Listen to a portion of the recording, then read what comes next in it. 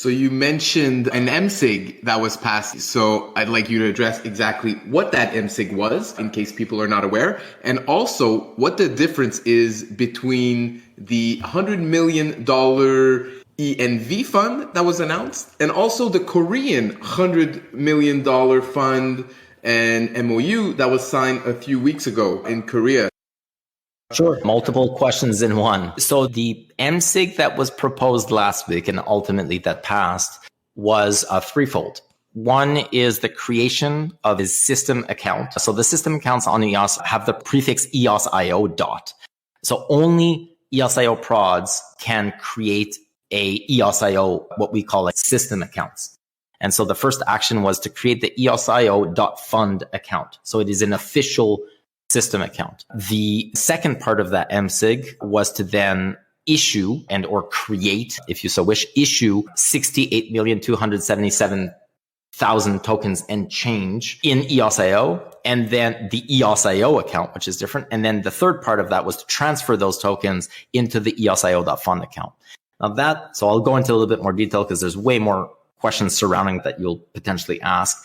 But that 68 tokens and change is the exact number that was retired in two separate instances 2 years ago. So I believe it was May 2019 and February 2020. Somebody can fact check me on that, but it's give or take those dates. I think it was like May 10th, February 25th, something like that. At the time, and for history, for those who don't know, when the EOS network launched, it launched under the parameters of the white paper. And those parameters were 5% inflation. Of that 5% inflation, 1% was to be dedicated to the block producers, to the network validators, and 4% was to go to a WPS system, a worker proposal system.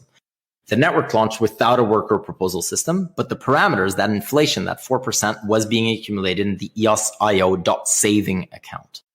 Over a period of roughly 2 years, a little bit over 2 years, those tokens were accumulating until at some point, at that time, EOS Nation was actually leading the charge on this. And if I'm not mistaken, I'm the one who proposed the MSIG to retire. So what we call and what you've heard as burn. Burn is not a function on chain. It is not the actual technical function. It is retire.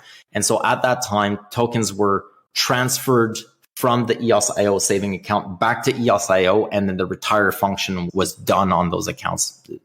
Mine might excuse the way I'm saying it, but essentially those tokens were retired, taking them out of circulation, essentially deleting them, burning them, so to speak. And that second, but the inflation continued. So 5% still existed. So that EOSIO.saving account continued accumulating tokens at that time.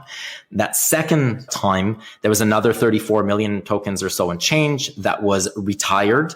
And at the same time, the network also reached consensus on reducing the inflation from 5% down to 1%.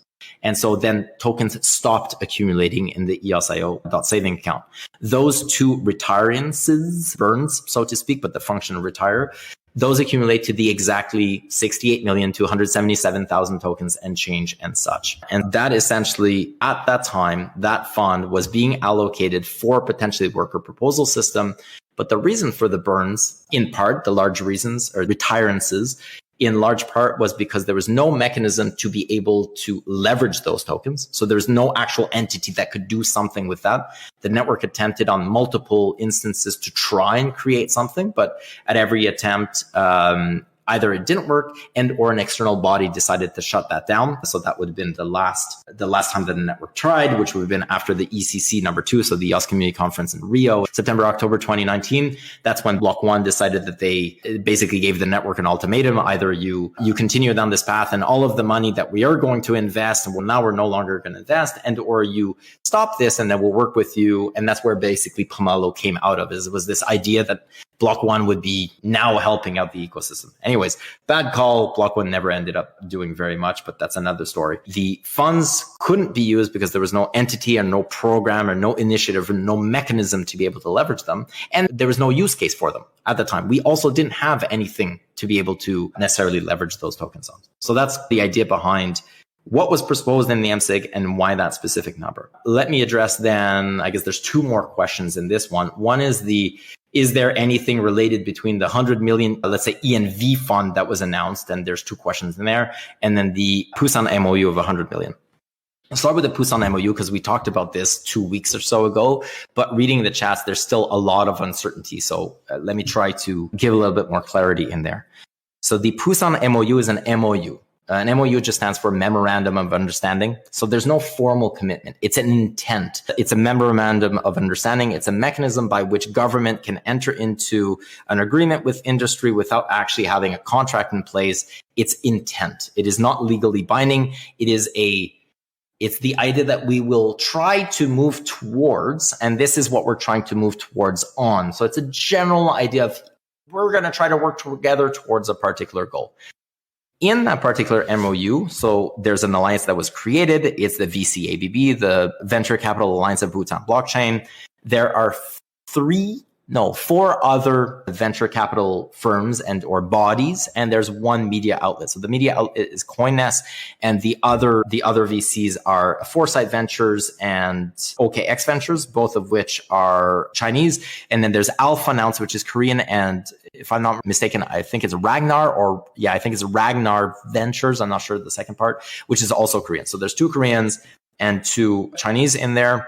And then there's the media partner, and then there's EOS. EOS is really the standalone different one in there, whereby it's a layer 1 project. It has its own token. It's an actual chain, so it's a blockchain. So it's very different than the others, which is why it was so significant and why there's so much of an opportunity there. Now, all of these players combined have, through this MOU, said that they would invest $100 million over the next 3 years into the city of Busan. And not in the city of Busan, because I see people bring this up as well. It's not investing money in the government. It's not investing money in the public office. It is this idea that now it is, again, same thing that I mentioned before, where now the work can start beginning. The city now needs to attract developers, attract businesses, attract people to come and set up shop in Busan for there to be investments to be invested in. So the VCAB cannot make investments if there's nothing to invest in. The way that this is being set up is that now the city has an understanding and an intent from people with capital that they are on the lookout and they will be looking at Busan for potential investment opportunities. Now the city can go and do its part of the role or its part of the MOU, which is to attract talent to that particular jurisdiction. The way by which they're going to do that is potentially tax incentives, office space, subsidies for workers. However it goes about this, it's going to use the tools that it has at its disposal to be able to attract talent for then the alliance to be able to look at potential investments. That $100 million is aspirational. So the idea is if there are no investments to be made, that $100 million will never be deployed. It's also non-prescribed. So of those 5 players that have access to capital, it's not like each of them committed to $20 million each if you just divide it equally into 5. There's none of that. It is an idea that, and these are the current players here. Now the VCAB is also a body that is non-legislative body, so it's not really an entity, are going to be the ones that allow and or let in other potential venture firms and or other capital to join this alliance. And so the number, so that 100 million theoretical investments into entities, should there be entities to be able to invest in, will be shared alongside more partners as more partners come in, because this is a timeline of 3 years, again, pending that there are things to invest in. So those 2 numbers are completely separate, and there's no commitment from the EOS network to invest $100 million into the city of Busan or anything like that. That is not the case.